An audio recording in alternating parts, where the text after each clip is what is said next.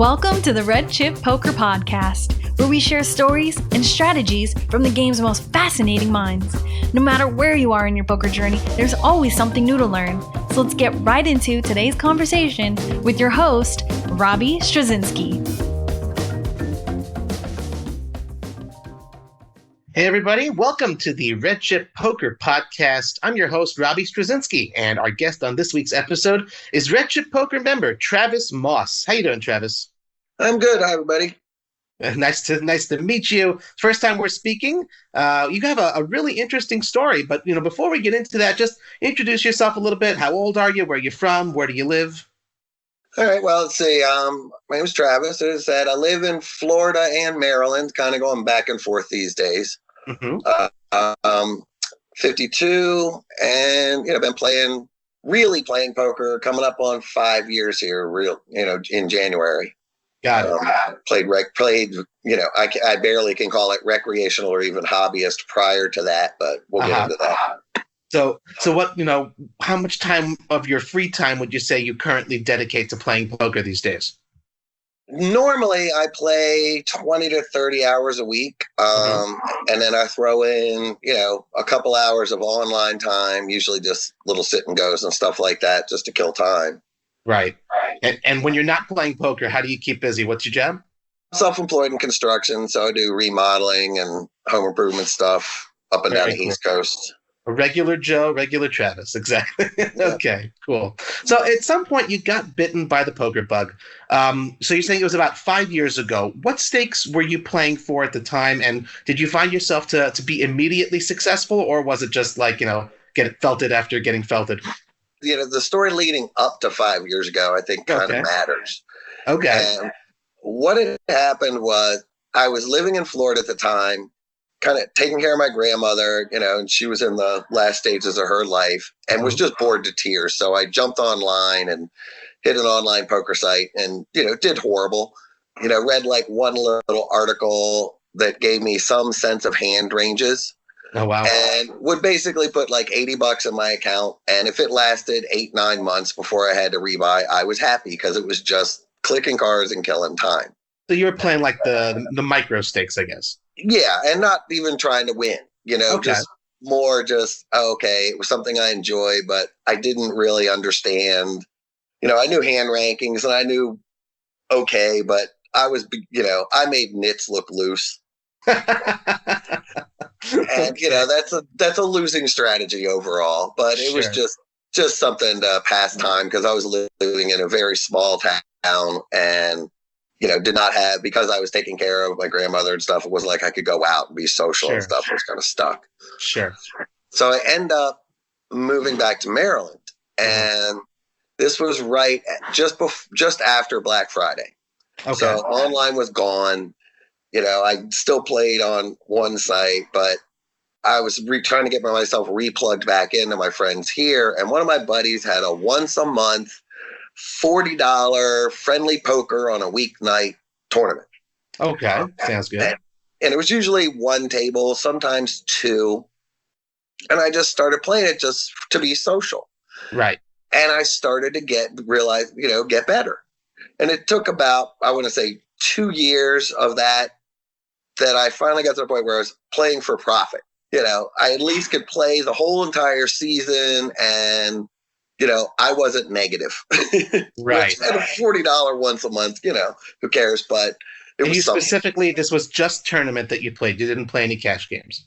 Yeah, it was just a sit and go. I mean, we literally started at 7:00 in the evening and we were done by 11:30 at night because it was a work night. Right. Okay. And that led to another friend. He has a once a month. At the time, it was about $100 buy-in. It's recently dropped back down to about $60.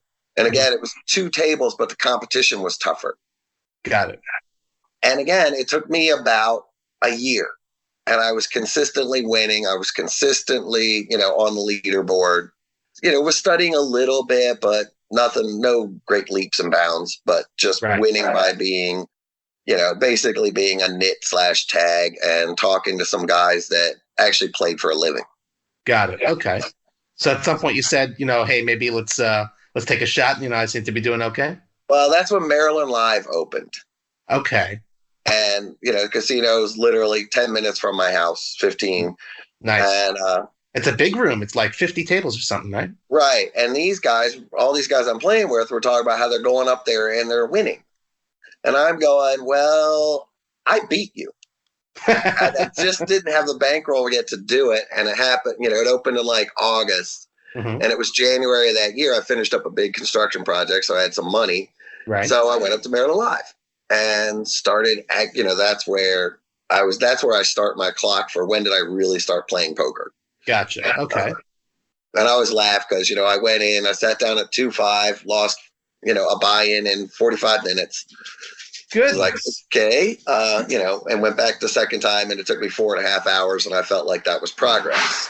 Oh, boy. Well, I got to ask you then. So, I mean, it's not like you hadn't played it all before. Why did you start out at a 2-5 table rather than a 1-2 or 1-3?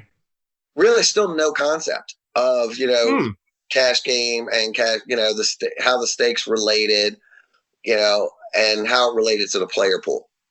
But I definitely, especially that second session was when I kind of caught the bug, recognized a couple of key factors, which was one was that the really good players I was encountering all had been playing online for 10 to 12 years or more. Okay. And I knew I was behind. Got it. If I wanted to play this game and get good, I was going to have to work and study just to catch up to being an average player. So when you're driving home after that second session, so what are you thinking in terms of like a plan of action or a strategy? I knew a couple of guys that were pros, particularly 1-2 pros, and these guys were able to support houses and families and a kid. Right. Okay. At 1-2. So something they were doing was working. And it really just began asking the questions, what books should I start with? And I also knew how I learned, which was important because everybody has their own style of learning. Sure. And even though I was like, I don't have this photographic memory at all, but I'm one of those people like I can remember everything giving the right cue or context. Okay. So my style of learning, I hate memorizing. So I knew I would do stuff like read the same book 3 times in a row. And then move on to the next book, and after I read that book 3 times in a row, I'd go back and reread the other one because everything for me was conceptual.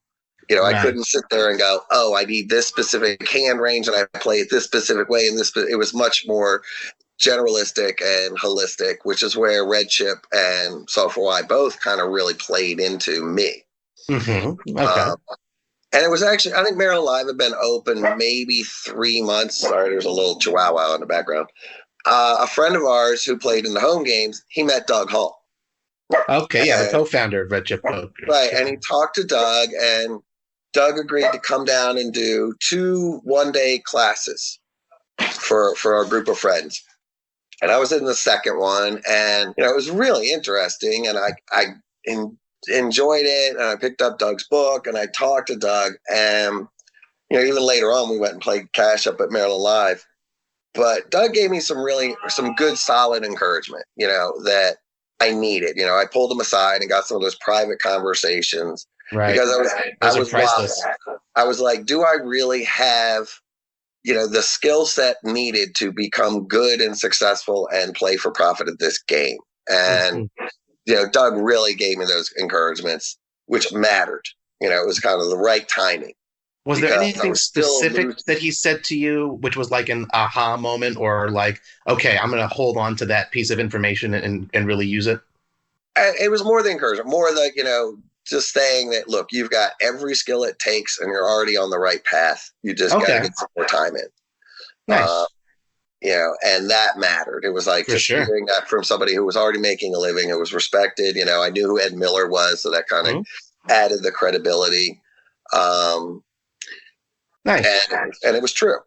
And it was a little while later that I finally went ahead and joined Red Chip and participated in the forums and, all the videos. I used to just absorb them like they were, every, 1 or 2 a day over and over again. Sure. And I dropped back down to 1-2. At what point did you realize that's something you needed to do? probably around my third or fourth month of, just recognize, even though I could have winning sessions at 2-5, the variance would start to just crush me. Gotcha. And as the player pool got to know me and knew how I played, it was very easy for the 2-5 guys to just exploit the bananas out of me. They knew I was tight, they knew I was a nit, and they knew I'd pay them off, when I had top pair, top kicker. Sure. And so, I'd have great winning sessions, but then I'd go on these just lose, and I didn't have a clue what I was doing wrong. At some point, did you sort of say to yourself, and you're obviously aware that the player pool, they knew you, you became known, and, you went there often. Did you think to yourself, maybe I should try a different place, go a little further afield, like Atlantic City, or, I think maybe the Horseshoe in Baltimore may have been open at that point in time? Horseshoe wasn't open yet. Okay. And no, I was kind of like, it was my home. It was, everything else was too far to travel. I still had to work a real job. Gotcha. And poker wasn't really a source of income yet. Okay. It was beyond recreational as far as my investment in it, but as far as player, I was still a recreational hobbyist. I was still absorbing books. And there's two, after Fundamental Theorem in Poker, which, was probably the first one, and it's the one, as hard as that book is to read, everybody should read it. But it's mind-numbing to read. Right. After that, Angel Largae's complete course in No Limit Hold'em, that book changed poker for me. Really? Wow. Yeah. Because, there was a book geared towards 1-2 specifically. And there's many times in this book where he says, I'm never doing this at 2-5 or 5-10 or higher, but I'm doing it at 1-2 every time. Wow. And the guy's story, it's very well written. It's easy to read. And his story is that we all dream of, of like, he was playing in Alaska, not knowing he was actually playing with some of the best guys in the world. And, decides he's, after a few hits and misses and losing a lot, says he's finally moves to Vegas, lives in a trailer out in the desert without any plumbing, living off comp dollars for his first year or two, and made like $40 profit for his first year. Living on the edge. Yeah. And goes on though that to start a poker school, not because he wanted to start a poker school, but because other people came to him and said, we want you to start a poker school. Right. Wow. And that book is the culmination of 20 years of that poker school. Got it. You were already tracking your results right from the beginning, or is that something you needed to be told to do? I kind of figured out to do it. I probably started like 6 months in, and I picked up one of the little apps that just, you enter in what your buy-in is and where you're playing and punch out what you cash out. So it would give me an hourly, it would tell me what was what. The one thing I stopped tracking was tips, because boy, you're having a losing session and you see you paid out $80 in tips and you're just like, So I don't track that anymore because it was too demoralizing. But I do track all my wins, losses, what game I played, what stake I played, where I played. Okay. That's a lot of information there. It is, and it was fascinating because it pointed out some major leaks for me at various times. I had like Sundays. I couldn't win on a Sunday. Wow. Couldn't figure out. That was probably really eye-opening for you when you saw it. Yeah, and it took a long time to figure out what was different about Sundays than, say, a Thursday. And what it was Thursday I'm playing with regs. Yep. And regs fold. But on Sunday I'm playing with hobbyists, barely recreationals. Right. They're holding on to bottom pair to the river. No, hold them. And which meant I had to learn a different style of play. Sure. Not just, exactly. So I had to become adaptable. Got it. And that's when Insta Poker, which even though the app really isn't being supported much anymore, it was fantastic because here's, this hand, I don't know, for those of you who don't know, it's this little app where you play it has groups of hand packs that each one is done by a pro. So you have Dan O'Brien, Jonathan Little, Matt Berkey, it goes on and on. And I would start buying packs and play them over and over and over. I still go back and play the thing to this day, especially if I catch myself playing poorly. It gets me synced back in. We'll be right back.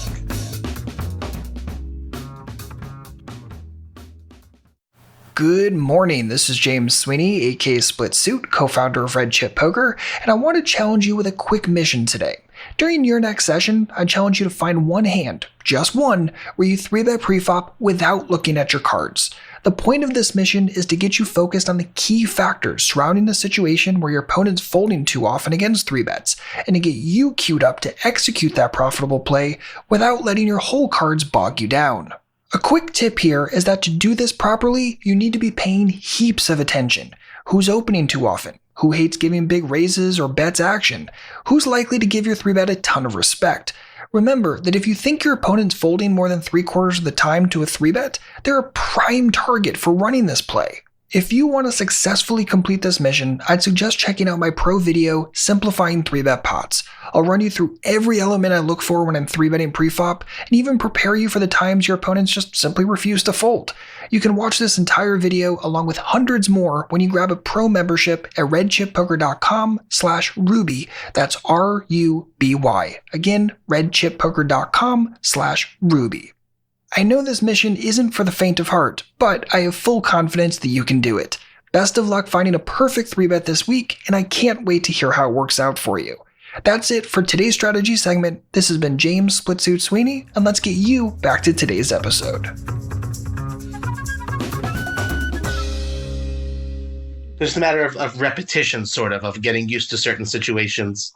Yeah, and it was shocking how many times, I'd see a flop and go, oh, I know exactly how to play this flop. And not only one way, but I know 3 or 4 different ways to play the same flop in the same hand because Dan O'Brien had a bunch of hands about it.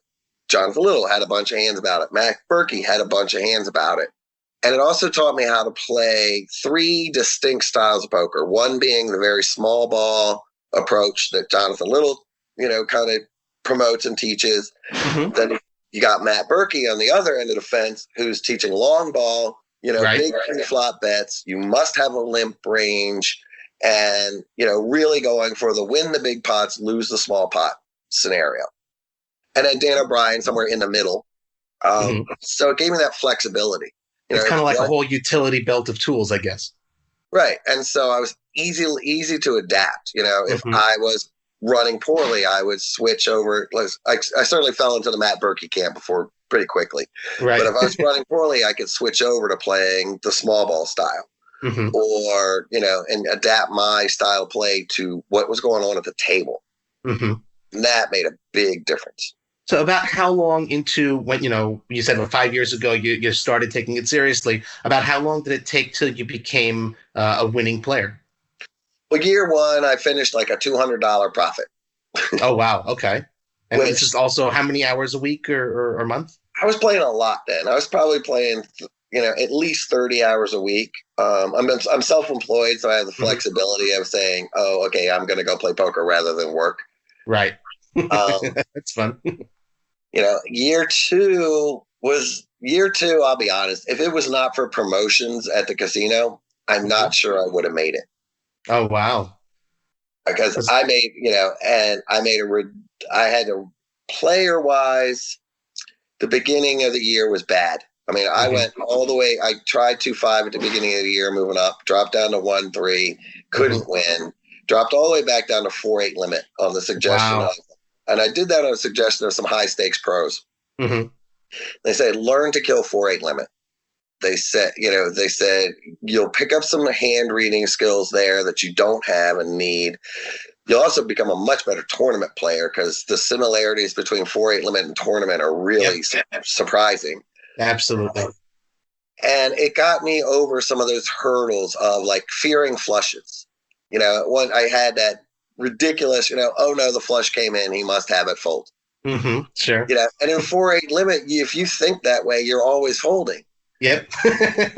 So I had to get into that mindset of, please chase me with your flush. I want you to chase, Right. because odds are you're not going to hit it.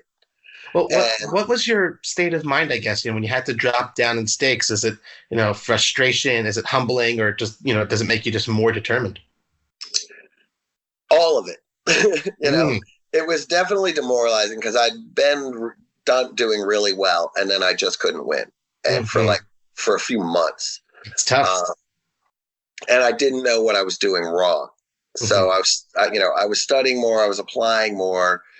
I think some of it had to just do with my knowledge in my head catching up with my ability to put it on the table. Interesting. So it's like And the it's funny because I'm theory at that being put point into right practice, I guess. Yeah, and so in my head, I would know what the right plays were, and I would start, Hmm. but then I wouldn't finish. Right. And so I just lit money on fire. And I'm kind of going through that a little bit right now, with just having gone through Solve for Why and all that, where it's just like inundated with this mass amount of information that led, even just prior to going to the academy in October and the academy and all, there's all this info that's being processed.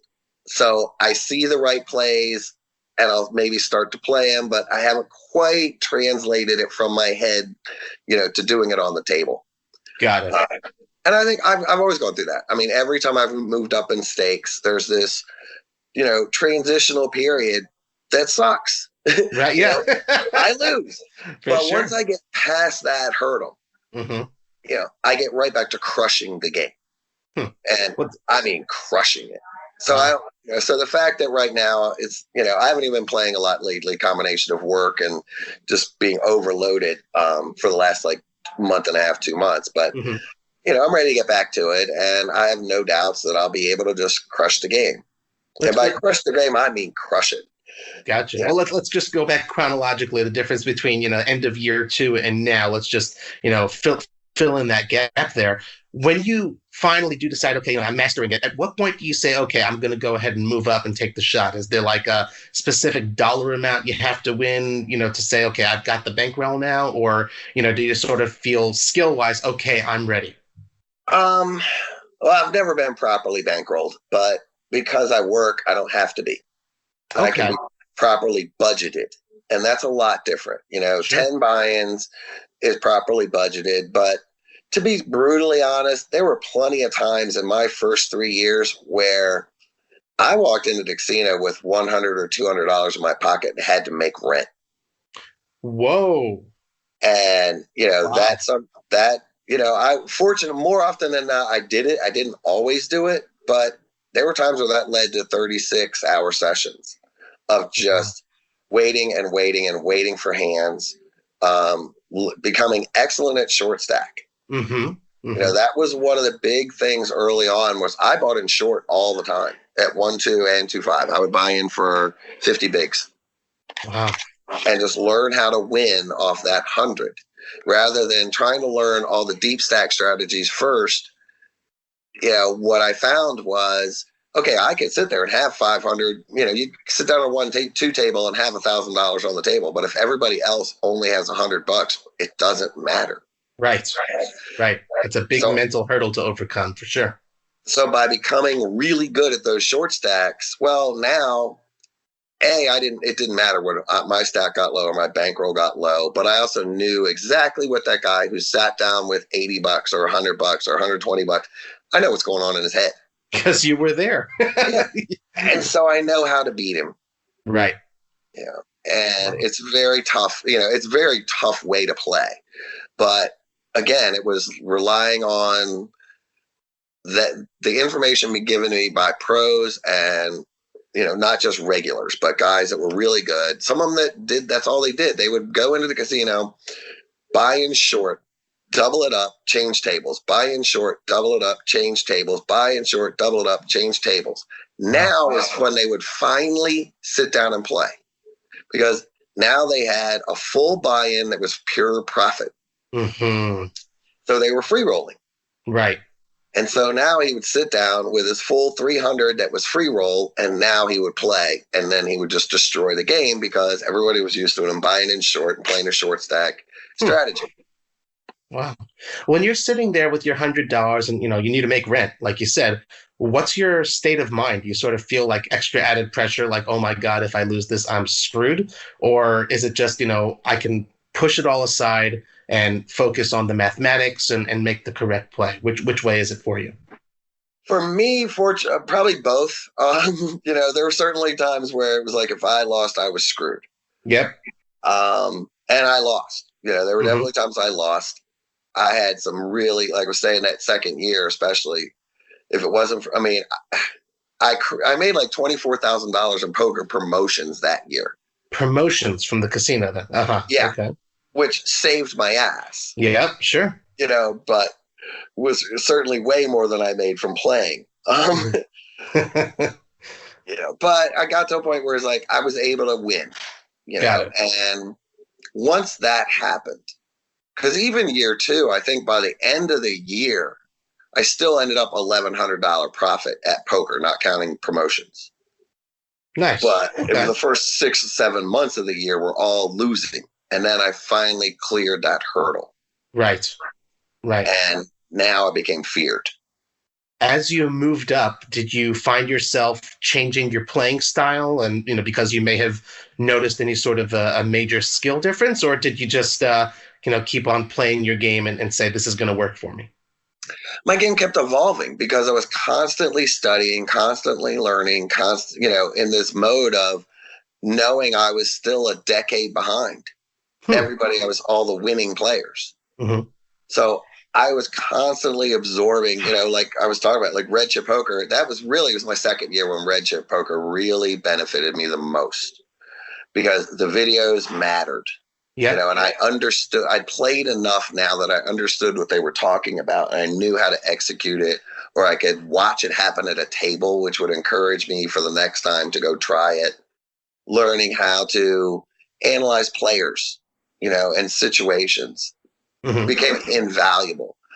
And that's part of what screwed my game up, in the beginning of the year it was like, okay, I had the information, but now being able to, incorporate that into intuition, because it matters. One of the things, and this is not a knock on the forum, but one of the frustrations I used to have with the forum in particular was I would post hands based on how I was thinking at the time. Uh-huh. So I wouldn't get natural, this in-depth hand analysis of, well, here's his range and my range and yada, yada, yada, because that wasn't what it was about. What it was about was in the moment. Right. This is what my thinking was. Right. And you're staring across the felt at someone, the whole yeah, because I don't know about anybody else, but I certainly don't have the ability to sit there and do this in-depth, using Flopzilla hand analysis at the table. Now, it doesn't mean I won't go back and do it. There are certain times where it's mattered. I've gone back and looked at stuff and it pointed out a spot I could have raised that I didn't or whatever. But knowing how, learning how to think at the table. Right. That's what matters. Knowing how to think when I'm not at the table builds my intuition so that when I'm at the table, I know what to do and I can do it. Well, it seems like you've really come a long way. It's just listening to your mental progress over these 5 years. You've really, you've made up for lost time, so to speak, because it's a really great place that you seem that you're in mentally, and you've moved up. And he said it's been a little rough over the last month, but generally speaking, things are going okay now. Like, do you set yourself even bigger goals to keep on moving up? Like, what's on tap for you? Yeah, absolutely. I mean, I moved up full time to 2.5 a little over a year ago. Mm-hmm. And that was after taking shots. I mean, I'm a firm believer in taking shots, and I think everybody should be. And what I mean by that is you're playing 1-2 and you're having a crusher day. So you're winning and you're playing well and you feel good and you've got 100 big blind pure profit for the next stake up. Mm-hmm. Go play it. Wow. That day. Don't go tomorrow. Go that day. where you're free rolling the buy-in to, say you take 500 over to the 2-5 table. That's pure profit. And so what if you only play an hour before you have to go home, or 2 hours before you have to go home? It gets that familiarity with the game. Moving up in stakes, the bet sizing is always a hurdle. And it forces you in the beginning to play way tighter, to play much more fit or fold, until you get comfortable with that. I'm betting a house payment on the river. Wow. Yeah. Unbelievable. And I've just, back in January of this year, I started taking shots at 5-10 at the encouragement of some pros I was playing with. Mm-hmm. And the biggest adjustment was, here I went from 2-5, where a big river bet was, 1,000, 1,500, to now I'm betting 3,000 on a river. Wow. That is a big adjustment to make, sure. Yeah, and you're looking at $7,000 and $8,000 pots. It's just like, holy crap. Yeah. And at 2-5, they get a whiff of fear, and they know you're scared. At 5-10, if I smell fear in you, I'm smelling blood. Yeah, that's why they call them sharks. That's right. So, wow. But I was able to take those shots so I could get comfortable. So now when I sit down at a 5-10 table, even if I'm not bankrolled for it or budgeted for it, when I sit down, if I lose, I lose. Yeah. And so I have no fear of that losing. And that makes the world of difference when you're at the table. Well, I think that's something that, I know I personally, I really, you're dropping knowledge bombs. That's a big one. I know I've never done that myself. Take, the session, I'm mostly a 1-2, 1-3 player. And, I've never said, okay, after a big session up a few $100, okay, let's take this to 2-5. I think I'm going to do that next time. It sounds like a really nice idea. And it just makes sense. You've been there, you've done it, and it works for you at the very least. Even if you lose it, you've gone beyond your comfort zone. And I think that's a big lesson our listeners here at the Red Chip Poker Podcast can take from you. Travis, it has been great speaking with you. Great getting to know you better. What is your Red Chip nickname in case anyone wants to follow along or get in touch? Yeah, I'm just Travis on Red Chip. Same with on the Slack channels. You can reach me on Skype anytime, Travis Moss. Not that hard to track down. Awesome. Well, again, it's been really wonderful speaking with you, and best of luck on and off the felt. Thank you, Robbie. Have a good one, and good luck to all the Red Chippers. Thanks so much. Thanks for tuning in to this week's episode. But don't stop learning now. Head over to redchippoker.com. You'll find everything you need to get better today. Join our free, friendly strategy group and start talking poker with our coaches and community. And listen, if you're ready to take poker more seriously, sign up for Core, our $5 a week complete training platform built for players who have limited time to study. Core is packed with over 100 bite-sized lessons, from the fundamentals to advanced strategies, quizzes, achievements, discussion threads, and more. And for the bravest of heart, we invite you to check out our pro membership, which includes 24/7 access to hundreds of videos, all of our playlists, all of our crash courses, and more. If you want to see what the top 1% of players are studying to keep their edges razor sharp, visit redchippoker.com/Ruby. That's RUBY, and get a special deal on your first 3 weeks. Until next time, run good, play better, and get there.